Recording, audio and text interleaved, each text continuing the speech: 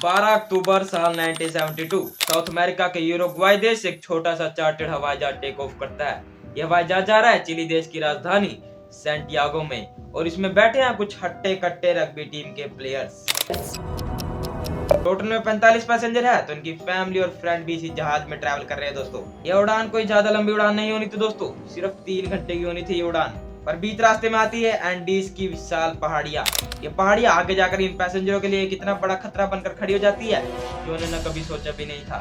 12 अक्टूबर उस दिन इन पहाड़ियों में एक भयानक तूफान आया हुआ था। प्लेन जब धीरे धीरे नीचे आ रहा होता है तब उसमें एक भयानक टर्बुलेंस देखने को मिलती है। प्लेन तेजी से ऊपर नीचे होने लगता है, आसपास बादल ही बादल हो जाते हैं, किसी को कुछ नहीं दिख रहा होता। अलार्म बजने लगते हैं, वार्निंग लाइट चमकने लगती है, किसी को कुछ समझ नहीं आ रहा होता कि आखिर यहाँ पर हो क्या रहा है। एक प्लेयर जब अपनी खिड़की से बाहर देखता है तो उसे दिखता है कि बादल धीरे धीरे करके हटने लग रहे हैं।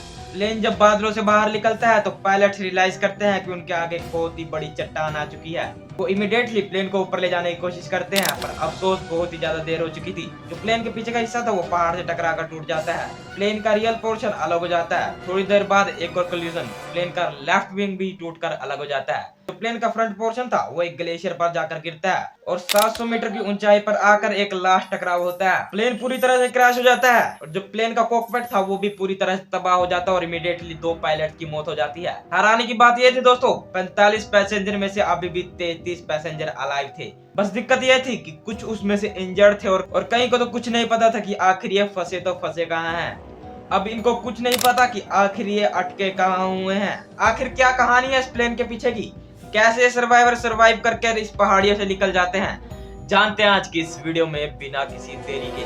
An old transport plane crashed in the Andes Mountains. 45 persons were aboard, given up for dead. Survival fascinates people.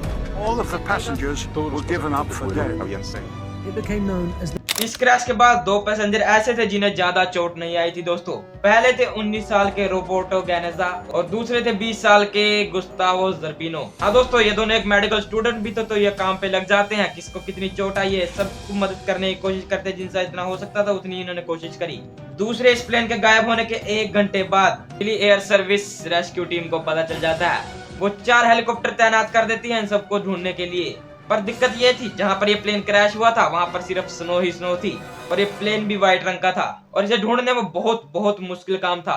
उस बर्फीली रात में 5 लोग और इस दुनिया को छोड़ के चले जाते हैं। तो सारे सूटकेस से एक क्रॉस को बनाते हैं इस उम्मीद में कि कोई उनको बचाने आएगा और जल्दी ही रियलाइज करते हैं इससे कोई काम नहीं बन रहा।